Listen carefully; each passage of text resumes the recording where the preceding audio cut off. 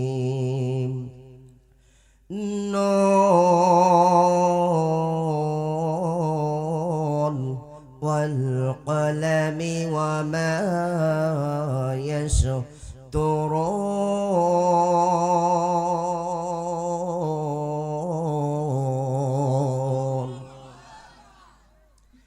ما أنت بنعمة ربك بمجنون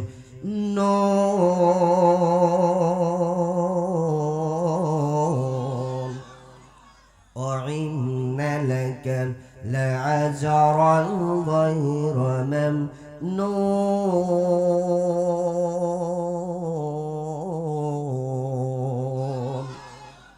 وإنك لعلى خلق عظيم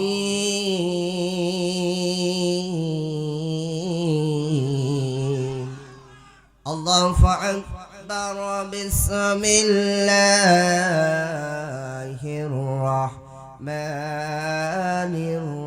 الرحيم إن الله وملائكته يصلون على النبي يا أيها الذين آمنوا صلوا عليه وسلموا تسليما اللهم صل على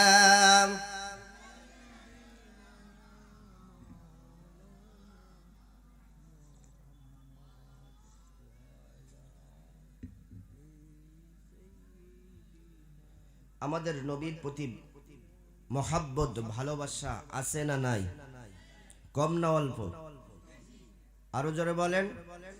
যদি থেকে বেশি কণ্ঠটা উজাড় করে আমরা সবাই নবীর প্রতি ভক্তি করে পড়ি আল্লাহুম্মা সাল্লি আলা মুহাম্মাদিন ওয়া আলা আলি মুহাম্মাদ কামা সাল্লাইতা আলা ইব্রাহিম وعلى آل إبراهيم إنك حميد مجيد اللهم بارك على محمد وعلى آل محمد كما باركت على إبراهيم وعلى آل إبراهيم إنك حميد مجيد আল্লাহ আল্লাহ বলতে বলতে মরণ যেন হয় আমাদের আল্লাহ আল্লাহ বলতে বলতে মরণ যেন হয়।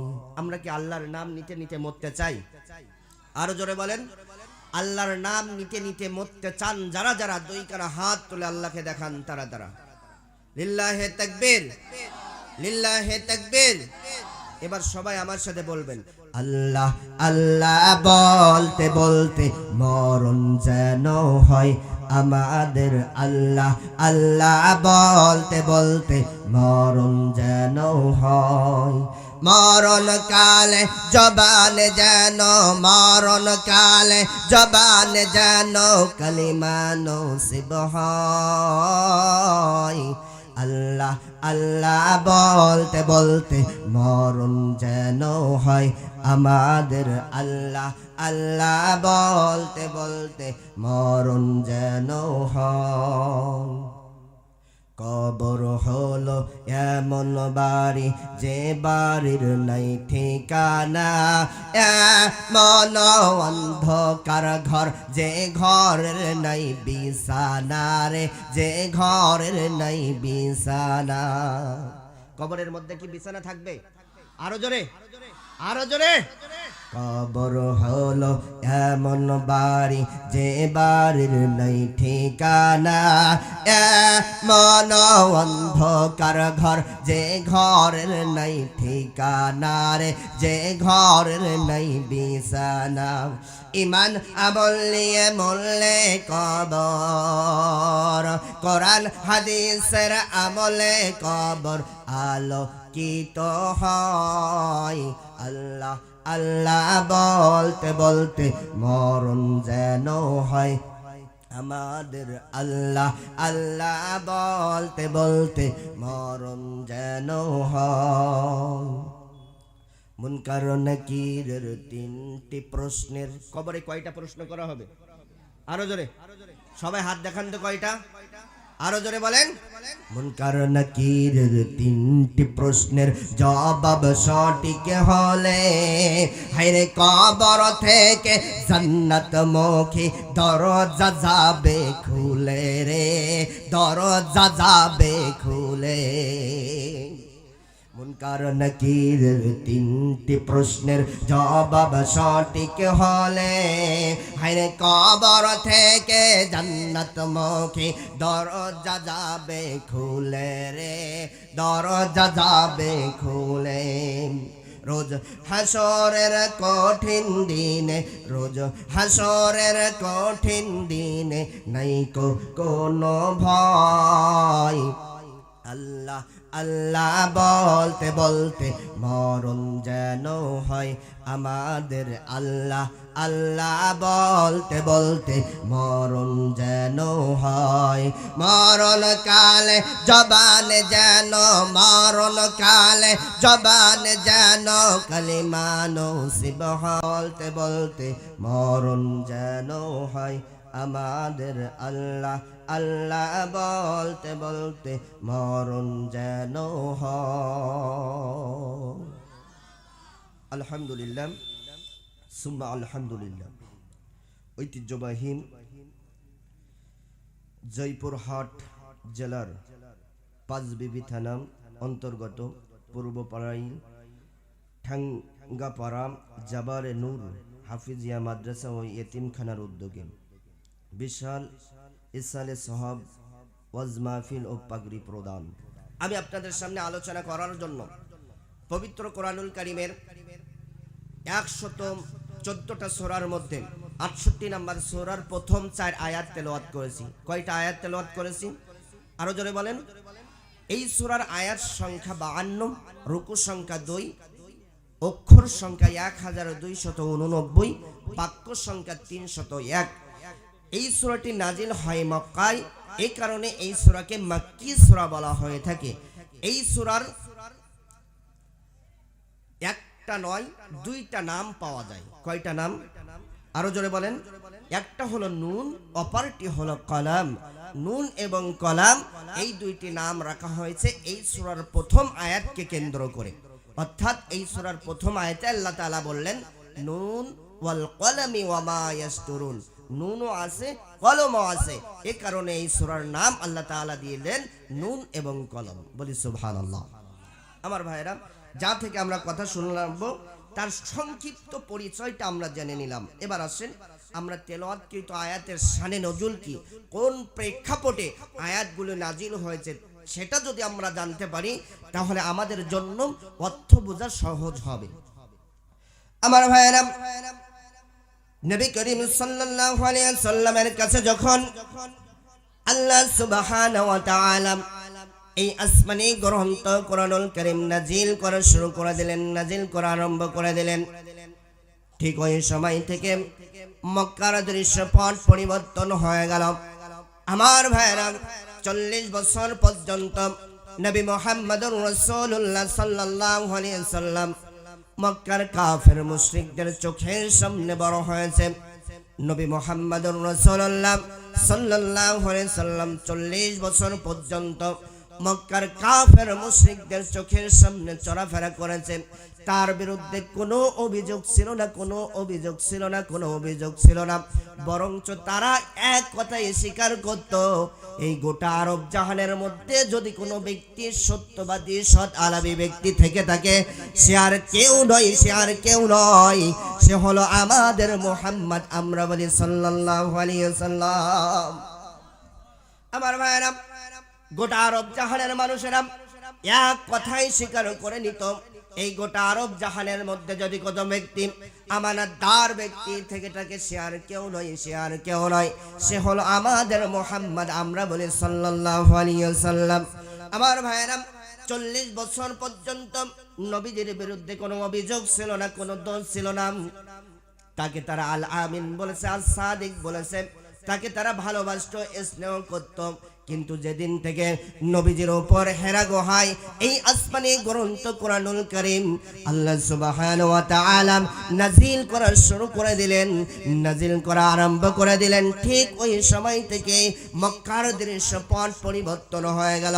ঠিক ওই সময় থেকে মক্কার কাফের মুশরিকদের মুখের ভাষাও পরিবর্তন হয়ে গেল। যারা আজ পর্যন্ত মুহাম্মদকে বলে এসেছে আল আমিন আস সাদিক, এই কোরআন নাজিল হওয়ার কারণে নবীকেই তারাই বলতে লাগলো কাজ্জাব, মিথ্যাবাদী। আরো জোরে বলেন নাউজুবিল্লাহ, আরো জোরে। আমার নবী কি মিথ্যাবাদী ছিল? আর ভাইরা, আমার নবী যে মিথ্যাবাদী ছিল না, শুধুই যে মিথ্যাবাদী বলেছে তাই নয়, তাই নয়। আমার নবীকে আরো বলেছে শায়ের, জাদুকর, কাহিন, গণক, শায়ের, কবি, মজনুন, পাগল। নাউজুবিল্লাহ বলেন। আমার ভাইরা, এভাবে যখন নবী মুহাম্মদুর রাসূলুল্লাহ সাল্লাল্লাহু আলাইহি ওয়াসাল্লামকে বিভিন্ন ভাষায় গালিগালাজ করতে লাগলো, ঠাট্টা করতে লাগলো। আমার নবীজির কোনো অপরাধ ছিল না, কোনো অপরাধ ছিল না। কারোর ঘর বাড়ি দখল করে নেই নাই, কারোর টাকা পয়সা আত্মসাৎ করে নেই নাই, কোনো দোষ ছিল না, কোনো দোষ ছিল না। একটাই দোষ ছিল, একটাই দোষ ছিল, নবীজির উপর যখন কোরআনের নাজিল হয়েছিল, এই কোরআনের আইন দুনিয়ার মধ্যে বাস্তবায়ন করা, কোরআনের দাওয়াত দেওয়ার কারণে মক্কার কাফের মুশরিক আবু লাহাব, আবু জেহেল, উতবা, সাইবা, মুগিরার বাচ্চারা নবীকে মিথ্যাবাদী, জাদুকর, এমন কি পাগল বলতে লাগলো। আরো জোরে বলেন নাউজুবিল্লাহ। আমার ভাইরা, তাহলে বোঝা গেল এখান থেকে 1500 বছর আগে যে কোরআন নবীজির উপর নাজিল হয়েছিল, ওই কোরআনের দাওয়াত নবীজি দেওয়ার কারণে নবীকে তারা পাগল বলেছে, ফুল দিয়ে বরণ করে নেয় নাই, জাদুকর বলেছে, আজাদ, মিথ্যাবাদী বলেছে, বিভিন্ন ভাষায় গালাগালি করেছে, বিভিন্ন ভাষায় ঠাট্টা করেছে। ঠিক এই একই কোরআনের দাওয়াত 1500 বছর পর আজকের যুগ যারাই দিতে যায়, ঠিক তাদেরকেও এই যুগের কিছু আবু লাহাব, আবু জেহেল, উতবা, সাইবা, মুগিরার বাচ্চারা, ইসলাম বিদ্বেষী, কোরআন বিদ্বেষী শয়তানের বাচ্চারা এই জামানার আলেম ওলামাদেরকে দেখলেই রাজাকার, জঙ্গিবাদ, মৌলবাদ, এখন আবার নতুন করে বলতেছে ধর্ম ব্যবসায়ী। কথা কোন ঠিক কিনা? আমার ভাইরা, তাহলে বোঝা গেল যে কোরআন 1500 বছর আগে নবীজির উপর নাজিল হয়েছিল, ওই কোরআনের কথা বলার কারণে, কোরআনের দাওয়াত দেওয়ার কারণে নবীকে ফুল দিয়ে বরণ করে নেয় নাই, নবীকে নির্যাতন করেছে, নিপীড়ন করেছে, নবীর নামে গালাগালি করেছে, নবীকে নামে মামলা করেছে, নবীকে শিয়াবে আবু তালিবের মধ্যে বন্দী করেছে, নবীকে দেশ থেকে বের করে দিয়েছে, এমনকি নবীজির অসংখ্য সাহাবায়ে কেরামদেরকে হত্যা করেছে, মেরে ফেলেছে। তবুও তারা কোরআনের পথ থেকে সরে যায় নাই, ইসলামের পথ থেকে সরে যায় নাই। আমি দেখতে চাই ও জয়পুরহাটের বাসীরা, এই 1500 বছর পরেও আজকের যুগে এই কোরআনের দাওয়াত দিতে গেলে আপনার উপর জুলুম আসবে, নির্যাতন আসবে, হামলা আসবে, মামলা আসবে, রক্ত দেওয়া লাগবে, জীবন দেওয়া লাগবে। রক্ত দিতে রাজি, জীবন দিতে রাজি, কিন্তু কোন বাতিল শক্তির কাছে মাথা নত করতে রাজি না। রাজি না, রাজি না। কারা কারা? দুই কারা হাত আল্লাহকে দেখান তারা তারা। আমার ভাইরা, তাহলে বোঝা গেল কোরআন নবীজির উপর নাজিল হওয়ার সঙ্গে সঙ্গে মক্কার কাফের মুশরিকের বাচ্চারা নবীকে পাগল বলতে লাগলো, মিথ্যাবাদী বলতে লাগলো। আমার নবীজি এমন সময় হতাশাগ্রস্ত না হয়ে পড়ে, টেনশন না করে, দুশ্চিন্তা না করে, আমার নবীকে সান্ত্বনা দেওয়ার জন্য আল্লাহ রাব্বুল আলামিন পবিত্র কোরআনুল কারীমের 68 নম্বর সূরা সূরাতুল কলমের প্রথম কয়েকটি আয়াত নাযিল করে জানিয়ে দিলেন, নুন ওয়াল কলামি ওয়া মা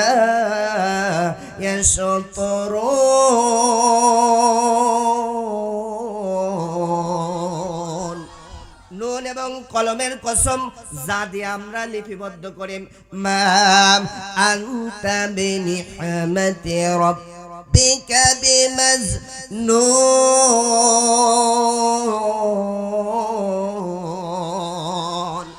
ও নবী, আপনি টেনশন করবেন না, আপনি টেনশন করবেন না, দুশ্চিন্তা করবেন না। মক্কার কাফের মুশরিকেরা আপনাকে পাগল বলে, আপনাকে জাদুকর বলে, আর আপনার রব আপনাকেই জানিয়ে দিল আপনার রবের দয়ায় পাগল নন। আরো জোরে বলেন না সুবহানাল্লাহ। আমার ভাইরা, মক্কার মানুষেরা নবীকে পাগল সার্টিফিকেট দিল, আর আল্লাহ রাব্বুল আলামিন নবীকে সার্টিফিকেট দিল, ও নবী আপনি পাগল নন। এখন গলার আওয়াজটা বড় করে বলেন তো শুনি, বান্দার সার্টিফিকেট গ্রহণযোগ্য হবে না নাকি রবের সার্টিফিকেট গ্রহণযোগ্য হবে? কার সার্টিফিকেট গ্রহণযোগ্য হবে? আরো জোরে বলেন। আমার ভাইরা, মক্কার মানুষেরা, মক্কার কাফের মুশরিকের বাচ্চারা যুগে যুগে যুগে যুগে মক্কার কাফের মুশরিকেরা নবীকে পাগল বলতো। এই কথাটি যুগে যুগে যুগে যুগে যুগে যুগে মানুষদেরকে জানিয়ে দেওয়ার জন্য আল্লাহ রাব্বুল আলামিন পবিত্র কোরআনুল কারীমের মধ্যে বললেন, ওয়াকালু ইয়া আইয়ুহাল্লাযী নুযিলা আলাইহি الذكر إنك لمجنون।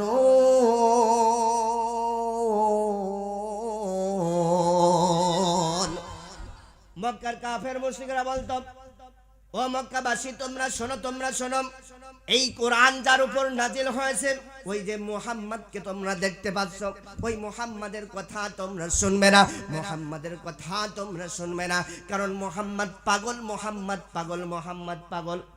নাউজুবিল্লাহ বলেন আরো জোরে। আমার ভাইরা, আমার নবী কি পাগল ছিল? আরো জোরে। আমার ভাইরা, নবীকে পাগল সাব্যস্ত করার জন্য, নবীর নামে পাগল ট্যাগ লাগানোর জন্য তৎকালীন জামানার মিস্টার আবু জেহেল ছিল রাষ্ট্রপ্রধান। এই আবু জেহেল চক্রান্ত শুরু করলো। সে তার কর্মীদেরকে ডেকে ডেকে বলতে লাগলো, ও আমার কর্মী ভাইরা, ও আমার কর্মী ভাইরা, এখন তো মক্কার মধ্যে হজ করার সময় এসে গিয়েছে, এখন তো মক্কায় ব্যবসার সময় এসে গিয়েছে। অন্য রাষ্ট্র থেকে মানুষেরা হজ করতে আসবে, অন্য দেশ থেকে মানুষেরা ব্যবসা করতে আসবে আমাদের মক্কায়। এসেই যদি মুহাম্মাদের চেহারা, নুরানি চেহারাটা দেখে, মুহাম্মাদের নুরানি চেহারাটা দেখে, মুহাম্মাদের মিষ্টি মিষ্টি কথাগুলো শুনে, তাহলে মুহাম্মাদের হাতে হাত দিয়ে কালিমা পড়ে ইসলাম ধর্ম গ্রহণ করবে।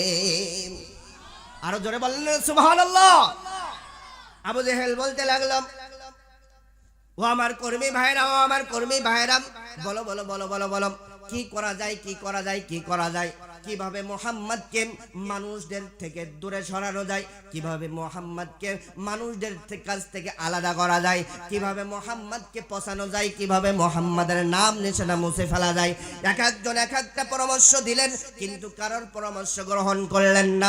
ঠিক এমন সময় মিস্টার আবু জেহেল ডাক দিয়ে বলল, ও আমার কর্মী ভাইরা, তোমরা শোনো, তোমরা শোনো, আমি একটা পরামর্শের কথা বলি, দেখো তো তোমাদের কাছে কেমন লাগে।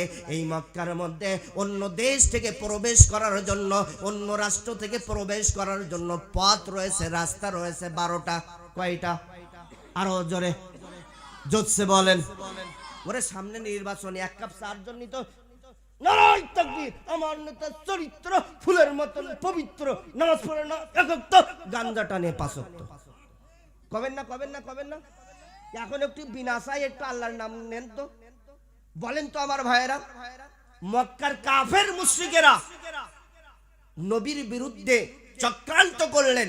আবু জেহেল বললেন যে এই মক্কার মধ্যে পথ রয়েছে 12টা, এই 12টা পথ আমরা আমাদের লোকগুলো লেলিয়ে দেব। এখন বলেন তো শুনি, অন্য দেশ থেকে মক্কার মধ্যে প্রবেশ করার জন্য পথ কয়টা আছে?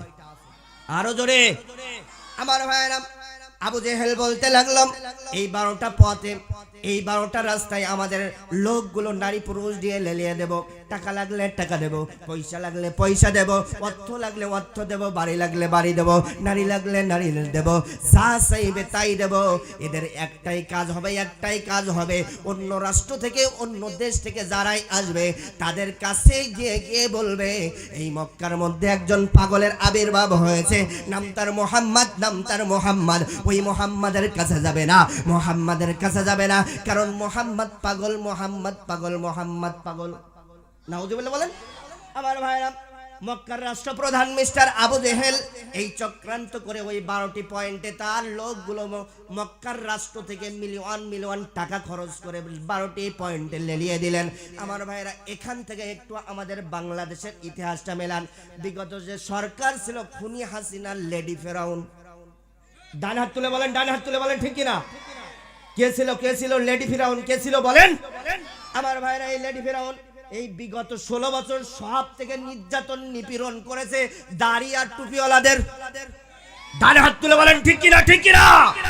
দাড়িওয়ালা টুপি দেখেছে যেখানে জঙ্গিবাদ, মৌলবাদ, রাজাকার বলে 4 দেওয়ালের মধ্যে বন্দী করেছে, কতক্ষণ ঠিক কিনা? আমার ভাইরা সেও বাংলাদেশের রাষ্ট্র থেকে মিলিয়ন মিলিয়ন টাকা খরচ করে জঙ্গি নাটক সাজিয়ে আলেমদেরকে গ্রেফতার করতো, কতক্ষণ ঠিক কিনা? এই লেডি ফিরাউনের রক্ত যদি পরীক্ষা করা হয়, আবু জেহেল, আবু লাহাব, উতবা, সাইবা, মুগীরার রক্ত এর শরীরের মধ্যে প্রবাহিত মান, কতক্ষণ ঠিক কিনা, ঠিক কিনা, ঠিক কিনা? আমার ভাইরা মক্কার মধ্যে 12টি পয়েন্টে আবু জেহেল লোক লেলিয়ে দিলেন, তার লোকগুলো লেলিয়ে দিলেন। যারাই হজ করতে আসে মক্কায়, যারাই ব্যবসা করতে আসে মক্কায়, তাদের কানে কানে কানে কানে গিয়ে আবু জেহেলের লোকগুলো বলতে লাগলো, ও মক্কার ব্যবসা করতে আসা মানুষেরা, ও হজ করতে আসা মানুষেরা, তোমরা শোনো, তোমরা শোনো, এই মক্কার মধ্যে নতুন এক পাগলের আবির্ভাব হয়েছে, নাম তার মোহাম্মদ, নাম তার মোহাম্মদ। ওই মোহাম্মদের কাছে যাবে না, মোহাম্মদের কাছে যাবে না, মোহাম্মদের কাছে যাবে না, কারণ মোহাম্মদ পাগল, মোহাম্মদ পাগল, মোহাম্মদ পাগল। আরো জোরে। আবার ভাইরা যখন এই কথা বলতে লাগলো, মানুষেরা যারা হজ করতে এসেছিল, যারা ব্যবসা করতে এসেছিল, তারা বলতে লাগলো, এত বছর মক্কায় হজ করতে আসি, এত বছর মক্কায় ব্যবসা করতে আসি, আজ পর্যন্ত কোনো পাগল দেখলাম না। আজ হঠাৎ কি এমন পাগলের আবির্ভাব হলো মক্কায়, যে পাগল থেকে আমাদেরকে সাবধান করার জন্য আবু জেহেল মক্কার রাষ্ট্র থেকে মিলিয়ন মিলিয়ন টাকা খরচ করে। আমাদের হজ হোক বা না হোক, আমরা মোহাম্মদ নামের পাগল না দেখে বাড়িতে যাব না। খেলাকার খেলাকার খেলাকার বলেন। দেখবেন মানুষের একটা বদ অভ্যাস, খেজিলাত খারাপ রয়েছে। যদি বলে 5 বিবি বাজার, তো এটা আপনাদের এই 5 বিবি বাজারে একটা পাগল এসেছে, ওই পাগল এর সামনে যেই যাচ্ছে হাতে কামড় দিচ্ছে, দেখবেন মানুষেরা ওই পাগল দেখার জন্য গাছের আবডাল দিয়ে হোক, দেয়ালের আবডাল দিয়ে হোক যায়। কন কন কইলে যায় না, যায় না? আমার ভাইরা যারা ব্যবসা করতে এসেছিল, হজ করতে এসেছিল, তারা বলতে লাগলো, আমাদের হজ হোক বা না হোক, আমাদের ব্যবসা হোক বা না হোক, আমরা মোহাম্মদ নামের পাগল না দেখে বাড়িতে যাব না। আমার ভাইরা যারা হজ করতে এসেছিল, ব্যবসা করতে এসেছিল, তারা দল বেঁধে মোহাম্মদ নামের পাগল দেখতে ছুটে চললেন। তারা নিজেরাই বর্ণনা করেন, আমরা মোহাম্মদের দিকে যতই যাই, ততই মোহাম্মদের দিক থেকে সুন্দর সুন্দর আতরের ঘ্রাণ আমাদের নাকের মধ্যে আসতে শুরু করলো। আমার ভাইরা তারা যখন মোহাম্মদের কাছে চলে গিয়েছে, মোহাম্মদকে দেখে তারা অবাক হয়ে গিয়েছে, আশ্চর্য হয়ে গিয়েছে। তারা নিজেরাই নিজেদের সাথে বলতে লাগলো, একজন আর একজনের সাথে বলতে লাগলো, ও ভাই, আমরা কতই না আজ পর্যন্ত পাগল দেখেছি দুনিয়াতে। তাদের মাথার চুলগুলো থেকে এলোমেলো, উষ্ণ খুষ্ণ, শরীর থেকে পচা দুর্গন্ধ বের হয়, শরীরে যে জামাটি থাকে ওই জামাটি থাকে নোংরা, ময়লা, ছেঁড়া। কিন্তু এই মক্কার মোহাম্মদ, এ কেমন পাগল, এ কেমন পাগল! এই মোহাম্মদকে আমরা যতই দেখি, ততই মোহাম্মদের প্রেমে আমরা পড়ে যাই। রহমাতুল লিল আলামিন নবী, রহমাতুল লিল আলামিন নবী, কোরআনে প্রমাণ। আশিক বিনে কে বুঝিবে আমার দয়াল নবীর শান, উম্মত বিনে কে বুঝিবে আমার মায়ার নবীর শান। সবাই আমার সাথে বলেন তো, রহমাতুল লিল আলামিন নবী, রহমাতুল লিল আলামিন নবী, কোরআনে প্রমাণ। আশিক বিনে কে বুঝিবে আমার দয়াল নবীর শান, উম্মত বিনে কে বুঝিবে আমার মায়ার নবীর শান। নবী আমার মদিনারি বুলবুল আমার আল্লাহ প্রেম করিয়া নামটি দিলেন মোহাম্মদ রাসূল নবী আমার মদিনারি বুলবুল আমার আল্লাহ ভালোবেসে নামটি দিলেন হাবিবে রাসূল ওই নবীকে ভুল বুঝিলে ওই নবীকে ভুল বুঝিলে থাকবে না ঈমান আশিক বিনে কে বুঝিবে আমার দয়াল নবীর শান উম্মত বিনে কে বুঝিবে আমার মায়ার নবীর শান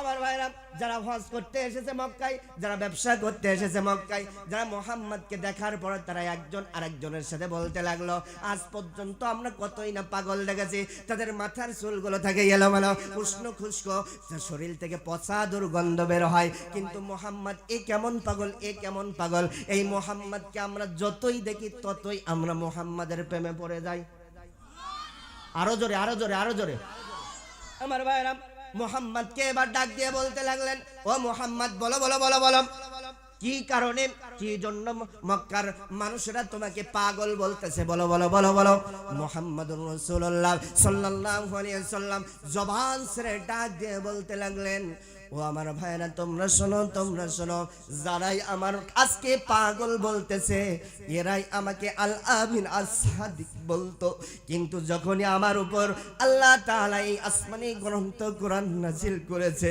ঠিক ওই সময় থেকে মক্কার কাফের মুশরিক বেঈমানের বাচ্চারা আমাকে পাগল বলতে শুরু করে দিয়েছে আমার ভাইরা যারা হজ করতে এসেছিল যারা ব্যবসা করতে এসেছিল তারা ডাক দিয়ে বলতে লাগলো ও মুহাম্মদ বুঝতে পেরেছি আবু লাহাব আবু ক্ষমতালোভী আবু জেহেল ক্ষমতালোভী গদিরবি সিয়াললোভী আমরা আর আবু জেহেলের দলে নাই আমরা আর আবু জেহেলের দলে নাই আপনার বরকতময় হাতটা বাড়িয়ে দিন আমরা এই মুহূর্তে কালিমা পড়তে চাই নবীজি হাতটা বাড়িয়ে দিলেন সঙ্গে সঙ্গে সবাই কালিমা পড়ে নিলেন লা ইলাহা ইল্লাল্লাহ মুহাম্মাদুর রাসূলুল্লাহ সাল্লাল্লাহু আলাইহি ওয়াসাল্লাম আমার ভাইরা যখন মুহাম্মাদের হাতে হাত দিয়ে যারা ব্যবসা করতে এসেছিল হজ করতে এসেছিল তারা যখন কালিমা পড়ে নিল আমার ভাইরা ঠিক এমন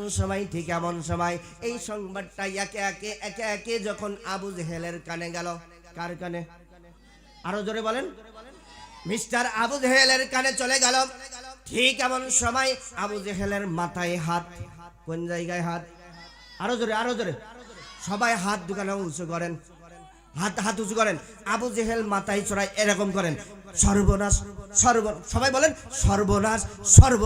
সর্বনাশ কি করতে চাইলাম কি হয়ে গেল মুহাম্মদকে পচাইতে চাইলাম মুহাম্মাদের নাম নিশানা জনগণ থেকে আলাদা করতে চাইলাম কিন্তু এখন দেখি মুহাম্মদ এই মক্কার জমিনে ভাইরাল হয়ে গিয়েছে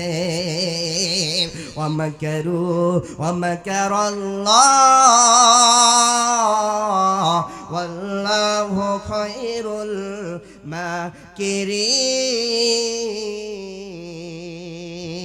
মাকিরিন আল্লাহু আকবার বলেন আরো জোরে বলেন আল্লাহু আকবার উত্তম ষড়যন্ত্রকারী যিনি গলার আওয়াজটা বড় করে বলেন তো তিনি কে আরো জোরে আমার ভাইরা এবার এখান থেকে বাংলাদেশের ইতিহাসটা এবার মেলাতে হবে বিগত যে সরকার ছিল খুনি হাসিনা লেডি ফেরাউন সে ওর সব থেকে নির্যাতন করেছে নিপীড়ন করেছে বিগত 16 বছর বাংলাদেশ জামাতে ইসলামের উপর ডান হাত তুলে বলেন ঠিক কিনা এমনকি আমার ভাইরা এদের নামে মামলা দিয়েছে এদের নামে নির্যাতনের মামলা দিয়েছে নিপীড়নের মামলা দিয়েছে চার দেয়ালের মধ্যে বন্দী করেছে আমার ভাইরা এমনকি বাংলাদেশ জামাতে ইসলামের নাম নিশানা মুছে ফেলার জন্য 2024 সালের 1 আগস্ট নিবন্ধন পর্যন্ত বাতিল করেছিল শয়তানের বাচ্চা কতক্ষণ ঠিক কিনা আমার ভাইরা নিবন্ধন যখন 1 তারিখে বাতিল করলো,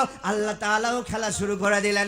1 গেল, 2 গেল, 3 গেল, 4 গেল, 5 তারিখ যেই এসেছে, ছাত্রদের গণ আন্দোলনের ভয়ে তোপের মুখে পড়ে লেডি ফিরাউন খুনি হাসিনা দেশ থেকে পালিয়ে মামুর বাড়ি দিল্লিতে চলে গিয়েছে। কথা বলেন ঠিক কিনা? সে আবার ওই মামুর বাড়ির দেশে ইন্ডিয়ায় বসে বসে বলতেছে, আমি এখনো প্রধানমন্ত্রী আছি।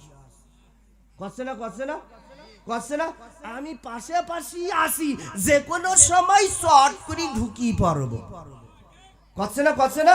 আমরাও বলতে চাই, আইসু বুবু আইসো, তোমাকে বরণ করে নেওয়ার জন্য বাংলাদেশের তাওহীদি জনতা, বাংলাদেশের ছাত্ররা তোমাকে বরণ করে নেওয়ার জন্য জুতার মালা হাতে ঝাড়ু নিয়ে বসে আছে।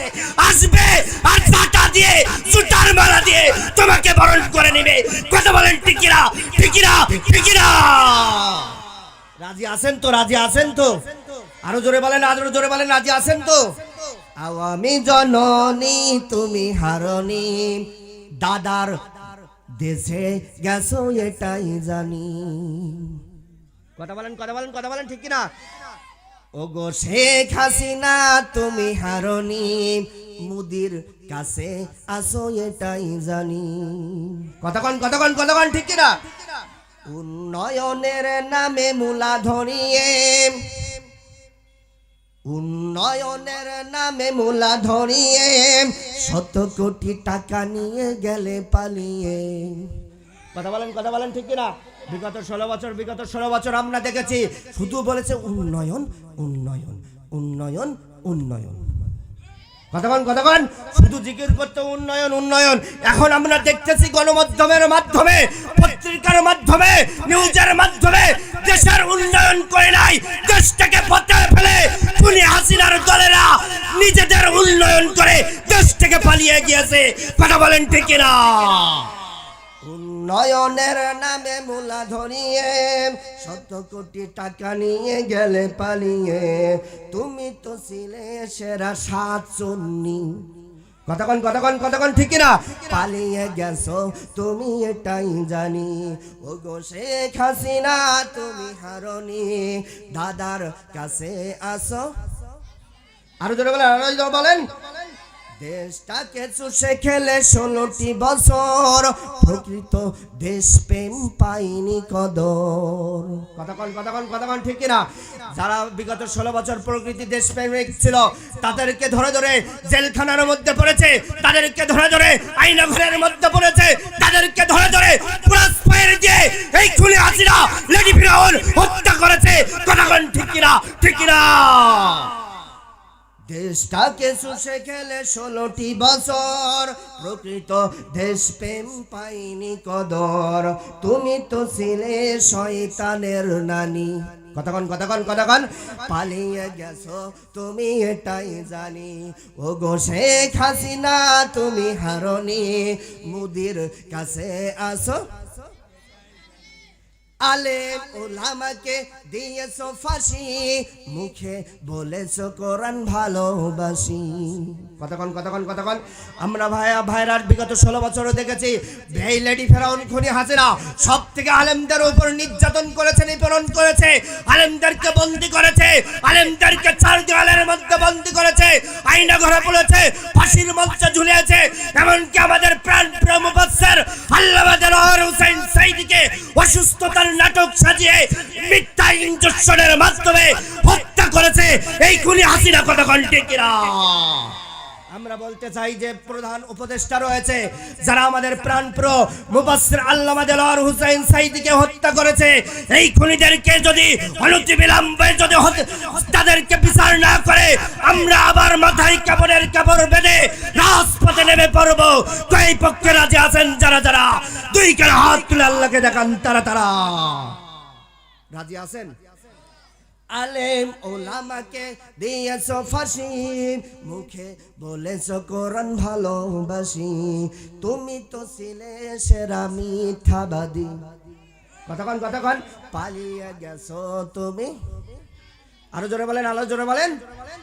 আমার ভাইরা এই লেডি ফেরাউন খুনি হাসিনা বিগত 16 বছর শুধু বলতো যে করি হোক 41 সাল, কইতো না মানুষের হত্যা করি হোক, নির্যাতন করি হোক, চার দেয়ালের মধ্যে পড়ি হোক, ফাঁসির মঞ্চে ঝুলি হোক, কুরাস ভাই দিয়ে হোক, আমি 41 সাল পর্যন্ত ক্ষমতায় থাকবো। বলতো না। কিন্তু আমরা এখন দেখতেছি 2024 সালে 5 আগস্টে তারা একেবারে বল আউট। কতক্ষণ একটা গল্প বলবো, রাগ করবেন না তো, গায়ে লাগবে না তো। এক ব্যক্তি 7 তলা বিল্ডিং বানিয়েছে। কয় তালা? আরো জোরে, জোর হইল না। 7 তলা বিল্ডিং বানিয়ে ওপরের তালায় পাথরি টাইলস দিয়ে কোটি কোটি টাকা খরচ করে একটা ঘর নির্মাণ করিস। কয়টা ঘর?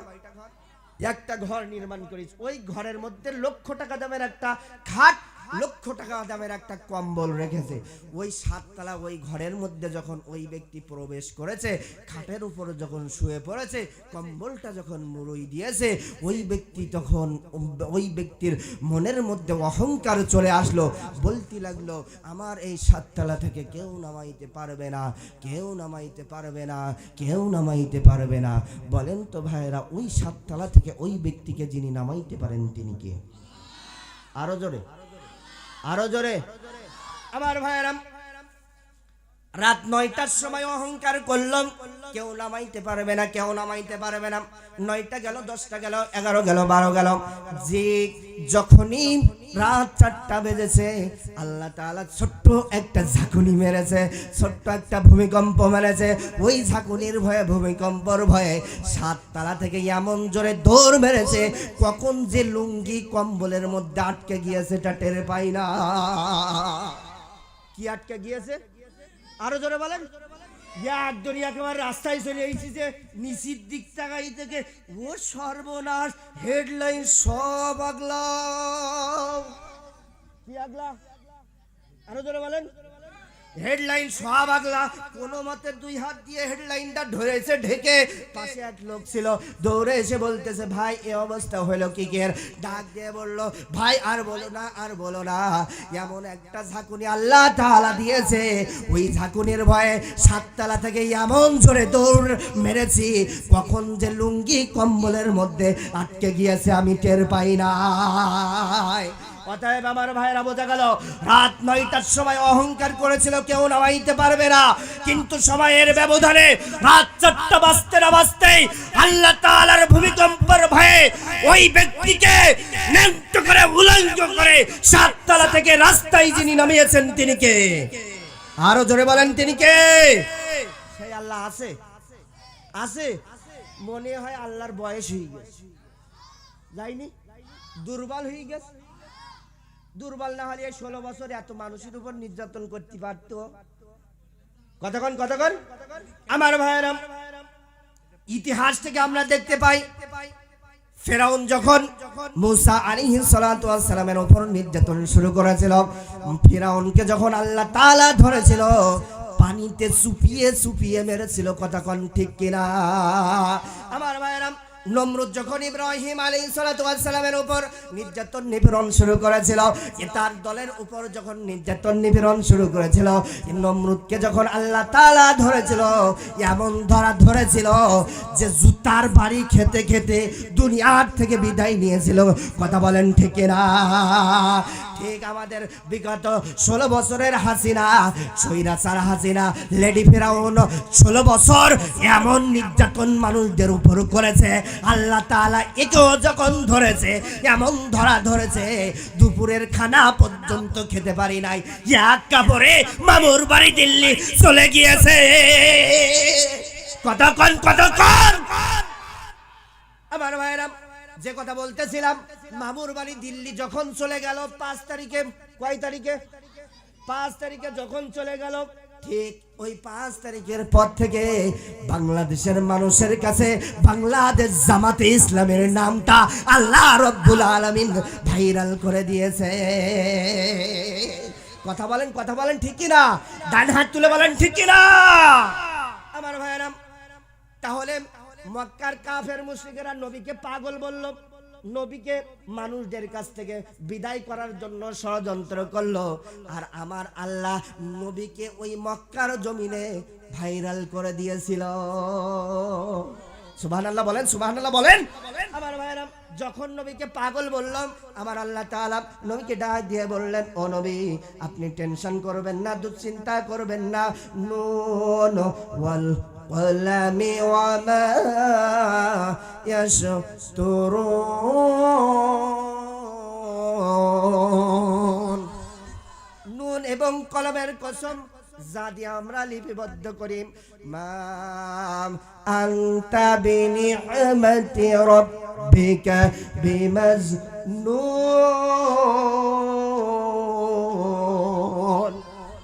ও নবী, আপনি পাগল নন, আপনি পাগল নন। মক্কার মানুষেরা আপনাকে যতই পাগল বলুক, যতই পাগল বলুক, আপনার রব আপনাকে জানিয়ে দিল আপনি পাগল নন। সুবহানাল্লাহ বলেন, আরো জোরে বলেন।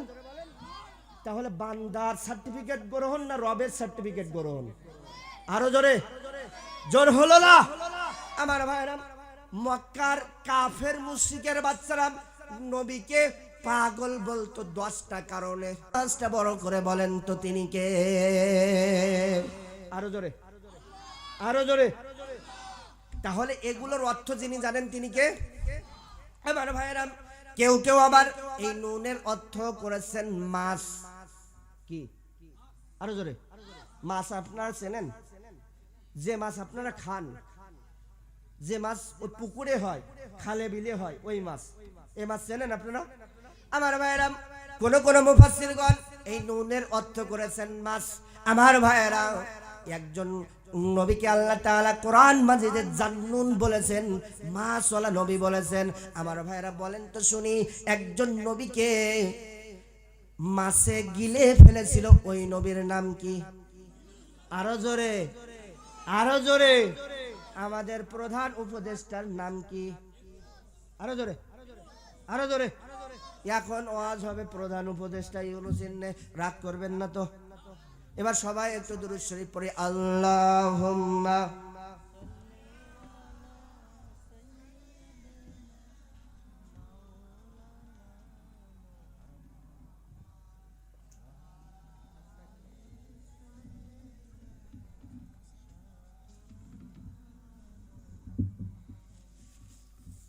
আমার ভাইরা, একজন নবীকে মাছে গিলে ফেলেছিল, ওই নবীর নাম কি?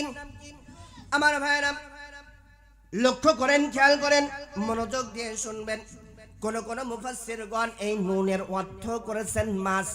মাছ বলতে ওই জান্নুন নবী ইউনূস আলাইহিস সালাতু ওয়াস সালামকে বুঝিয়েছেন। কারণ এই ইউনূস আলাইহিস সালাতু ওয়াস সালাম সেও তার কওমদের কাছ থেকে, এলাকার মানুষদের কাছ থেকে বিরোধিতার সম্মুখীন হয়েছিল। আমার ভাইরা, এই ইউনূস আলাইহিস সালাতু ওয়াস সালামকে তার কওমের মানুষেরা যখন সমালোচনা শুরু করলো, মিথ্যাবাদী বলতে লাগলো, পাগল বলতে লাগলো।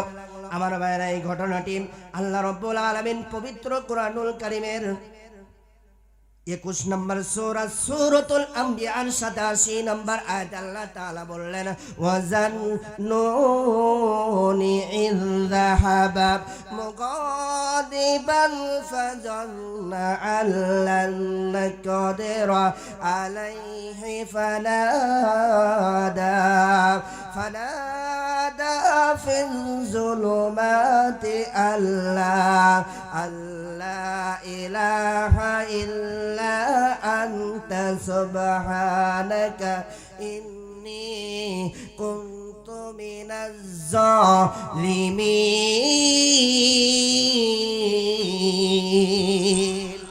আল্লাহ তাআলা বললেন, স্মরণ করো সেই জান্নুনের কথা, মাছওয়ালা নবীর কথা, যে তার এলাকার মানুষদের কাছ থেকে, যে তার এলাকার মানুষদের উপর রাগান্বিত হয়ে অজানা গন্তব্যের দিকে রওনা করেছিল। আমার ভাইরা, এই ঘটনার মূল ব্যাখ্যা হলো তাফসিরের মধ্যে পাওয়া যায়, কিতাবের মধ্যে পাওয়া যায়। ইউনুস আলাইহিস সালাতু ওয়াস সালামকে যে এলাকার জন্য নবী হিসেবে প্রেরণ করা হয়েছিল, যে এলাকার জন্য নবী হিসেবে পাঠানো হয়েছিল, ওই এলাকার মানুষদের কাছে দীর্ঘদিন দিনের দাওয়াত দিতে লাগলেন, দীর্ঘদিন কোরআনের দাওয়াত দিতে লাগলেন, দীর্ঘদিন দিনের দাওয়াত যখন দিতে লাগলেন, ইউনুস আলাইহিস সালাতু ওয়াস সালামের এলাকার মানুষেরা ইউনুসের দিনের দাওয়াত গ্রহণ করলো না, প্রত্যাখ্যান করলো, রিজেক্ট করলো। যখন প্রত্যাখ্যান করলো, রিজেক্ট করলো, ইউনুস আলাইহিস সালাতু ওয়াস সালাম রেগে গেলেন। রেগে গিয়ে আল্লাহ তাআলার সিদ্ধান্ত আসার আগেই তিনি সিদ্ধান্ত দিয়ে দিলেন, ও আমার এলাকার মানুষেরা তোমরা শোনো, তোমরা শোনো, তোমরা শোনো, তোমরা শোনো, আগামী 3 দিনের মধ্যে আল্লাহ তাআলা তোমাদেরকে আযাব দিয়ে, গজব দিয়ে ধ্বংস করে দিবে। কয়দিন? আরো জোরে বলেন। 3 দিনের আলটিমেটাম দিয়ে ওখান থেকে ইউনুস আলাইহিস সালাতু ওয়াস সালাম অজানা গন্তব্যের দিকে রওনা করলেন। এদিকে ইউনুস আলাইহিস সালাতু ওয়াস সালামের এলাকার মানুষেরা তাকে তার দিনের দাওয়াত প্রত্যাখ্যান করলে কি হবে? তাকে তারা ভালোবাসতো, সে যে তাদের মাঝে নবী হিসেবে এসেছে তারা তা মানত।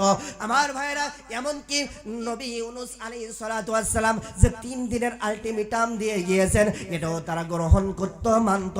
আমার ভাইরা, ইউনুস আলাইহিস সালাতু ওয়াস সালাম যেই 3 দিনের আলটিমেটাম দিয়ে গিয়েছিল এটা তারা মানত, এটা তারা গ্রহণ করত। আমার ভাইরা, এর নমুনা কিছু কিছু নমুনা তারা যখন দেখতে শুরু করলো, ইউনুস আলাইহিস সালাতু ওয়াস সালামের এলাকার মানুষেরা তাদের গবাদি পশুগুলো নিয়ে, শিশু বাচ্চাদেরকে নিয়ে বাড়ি ঘর দর ছেড়ে, এলাকা ছেড়ে বন জঙ্গলে চলে গেলেন।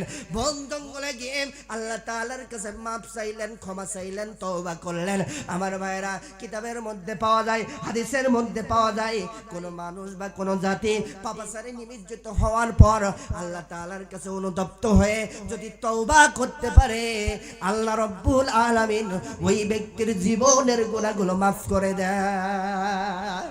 আমার ভাইরা, ইউনুস আলাইহিস সালাতু ওয়াস সালামের এলাকার মানুষেরা বন জঙ্গলের মধ্যে গিয়ে যখন অনুতপ্ত হয়ে আল্লাহ তাআলার কাছে তওবা করলেন, আল্লাহ তাআলা তাদের তওবাগুলো কবুল করলেন। আমার ভাইরা, তাদের উপর আর আযাব দিলেন না, গজব দিয়ে তাদেরকে ধ্বংস করলেন না। এই সংবাদটা যখন একে একে ইউনুসের কানে যখন চলে গেল, ইউনুস আলাইহিস সালাতু ওয়াস সালাম মনে মনে চিন্তা করতে লাগলো, আমি তো আমার এলাকার মানুষদেরকে 3 দিনের আলটিমেটাম দিয়ে এসেছিলাম, 3 দিনের মধ্যে ধ্বংস হয়ে যাবে, তাদেরকে আল্লাহ তাআলা গজব দিয়ে ধ্বংস করে দিবে। কিন্তু তো 3 দিনের মধ্যে আল্লাহ তাআলা তাদেরকে ধ্বংস করে নাই। এখন যদি আমার এলাকার মধ্যে আমি চলে যাই, আমার এলাকার মধ্যে চলে যাই, আমি যদি বাড়িতে চলে যাই, আমার এলাকার মানুষেরা, আমার কওমের মানুষেরা আমাকে পাগল বলবে। কতক্ষণ আমার ভাইরা, সেই সময় একটা প্রথা চালু ছিল, কোন মানুষ যদি মিথ্যাবাদী সাব্যস্ত হয়ে থাকে তাকে মৃত্যুদণ্ড দেওয়া হতো। ইউনুস আলাইহিস সালাতু ওয়াস সালাম মনে মনে চিন্তা করলেন, আমি যদি আমার বাড়িতে চলে যাই, আমি যদি আমার কওমের মানুষদের কাছে চলে যাই, মানুষেরা আমাকে পাগল বলবে, জাদুকর বলবে, মিথ্যাবাদী বলবে, আমাকে নিয়ে কি সমালোচনা করবে কি না করবে। এই চিন্তা করে তিনি আর এলাকায় ফিরে গেলেন না, তিনি আর তার কওমের কাছে ফিরে গেলেন না। ওখান থেকে তিনি অজানা গন্তব্যের দিকে রওনা করলেন। যেতে যেতে যেতে যেতে যেতে যেতে বিশাল বড় একটা সমুদ্র পড়ল, নদী পড়ল। আমার ভাইয়েরা বলেন তো শুনি, নদী পার হওয়ার জন্য কি দরকার? আরো জোরে, আরো জোরে। হাসিনার নৌকা। আরো জোরে কোন? ও কিন্তু ডুবে গেছে। কতক্ষণ বিগত 16 বছর হাসিনার নৌকা বাহিনীরা মানুষদের উপর এমন জুলুম করেছে, অন্যায় করেছে, ওই নৌকা বাহিনীদের বাংলার জমিনে আর মাথা চাড়া দিয়ে উঠতে দেওয়া যাবে না, যাবে না, যাবে না। এই পক্ষে রাজি কারা কারা? 2 কারা হাত তুলে আল্লাহকে দেখান তারা তারা। রাজি আছেন তো? শুধু রাজি থাকলে হবে না, ময়দানেও থাকা লাগবে। রাজি আছেন? রাজি আছেন আমার ভাইয়েরা?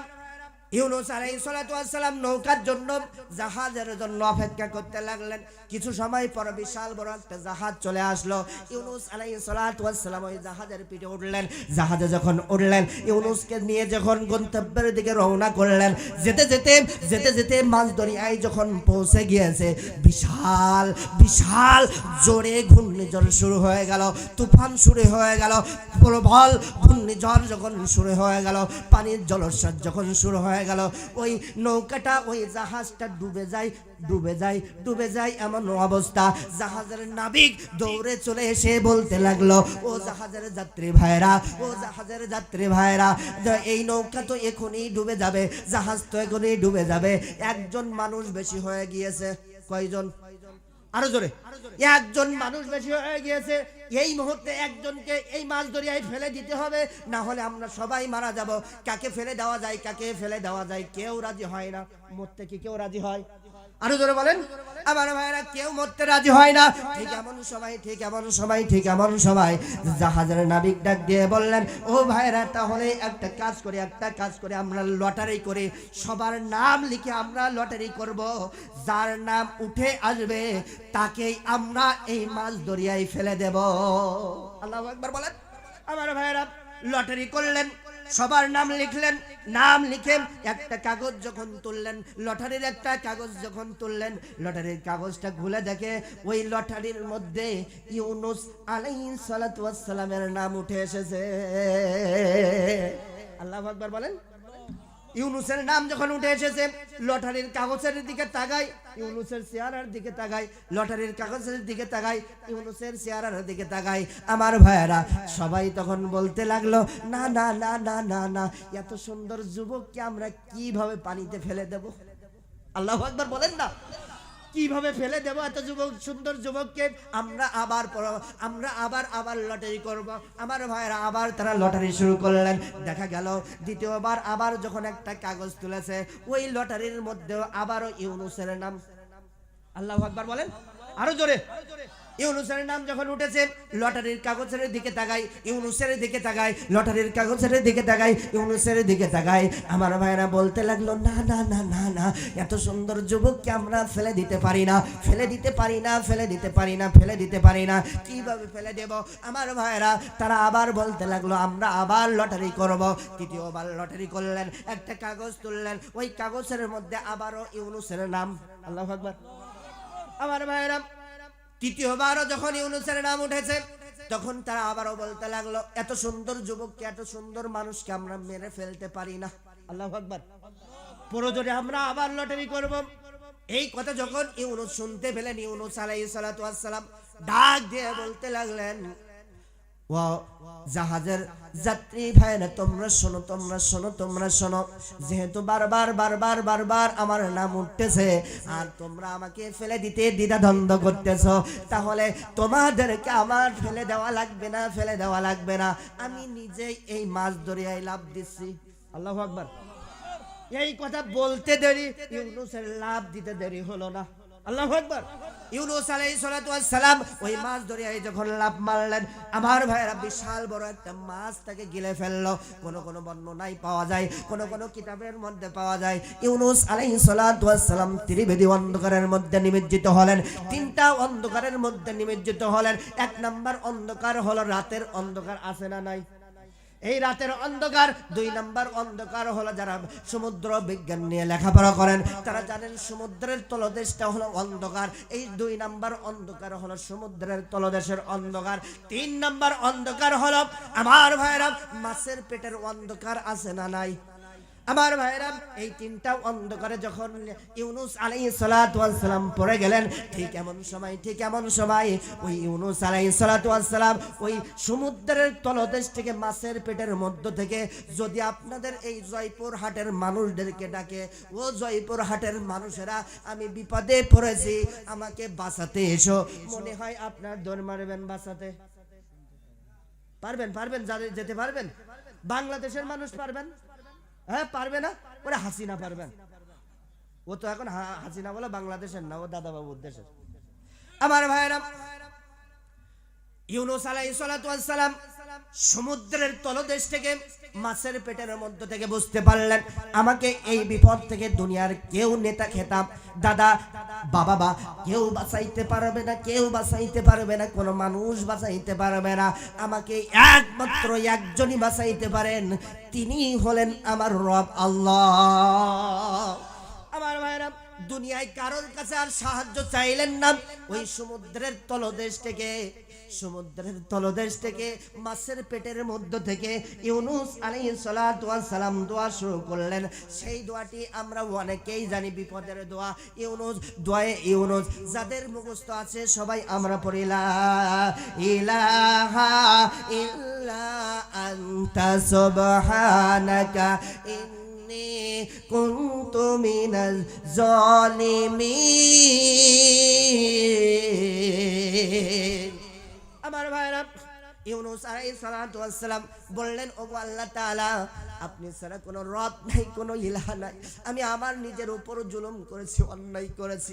আপনি যদি আমাকে মাফ না করে এই কঠিন বিপদ থেকে যদি না বাঁচান, আমাকে যদি এই বিপদ থেকে না সাহায্য করেন, কেউ সাহায্য করতে পারবে না, কেউ সাহায্য করতে পারবে না। আল্লাহু আকবার বলেন। আমার ভাইরা, দীর্ঘদিন ইউনুস আলাইহিস সালাতু ওয়াস সালাম ওই সমুদ্রের তলদেশ থেকে মাছের পেটে যখন এই দীর্ঘদিন এই দোয়া করলেন, আল্লাহ সুবহানাহু ওয়া তাআলা সঙ্গে সঙ্গে ইউনুসের দোয়া কবুল করলেন। ইউনুসের ডাকে সাড়া দিয়ে বললেন, ফাস্তাজাবনা লাহু ওয়া নাযাইনাহু মিনাল গাম্মি ওয়া কাযালিকা নুনজিল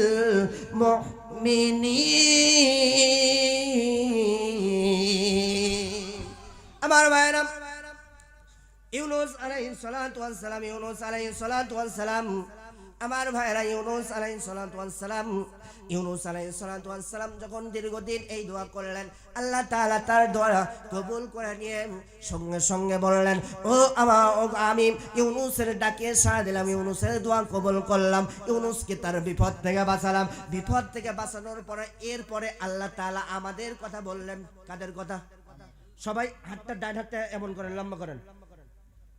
আল্লাহ তাআলা আমাদের কথা বললেন। কাদের কথা? এমন করেন।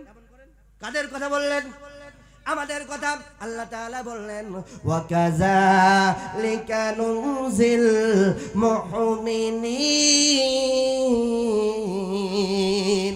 এভাবে কোন মুমিন বান্দা বান্দি যদি বিপদে পড়ে যায় আর আমার কাছে যদি সাহায্য চাইতে পারে, আমি রব্বে কারীম জানিয়ে দিলাম, আমি আমার ওই বান্দা বান্দিদেরকে আমি তাদেরকে ওই বিপদ থেকে উদ্ধার করব।